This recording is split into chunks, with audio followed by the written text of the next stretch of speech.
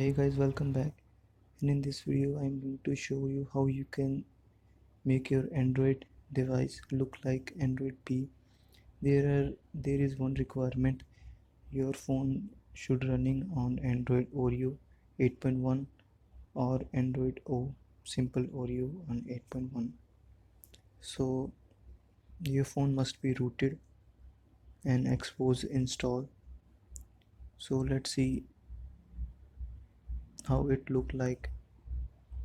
So my phone is not Pixel phone, which is listed in which is for the Android P beta. As you can see, my phone is Xiaomi Redmi Note 4, which is not for Android P, and I I use custom ROM to achieve this feature. So let's see what I am talking about. As you can see, my notification tray and my quick toggles are look like Android P, which is not possible in Android Oreo. So this thing is only possible by, as you can see, the gestures are working just fine, and you swipe long, you can go to app drawer and swipe small. You can use the recent panel. So without without this application, Android P-ify, this is not possible.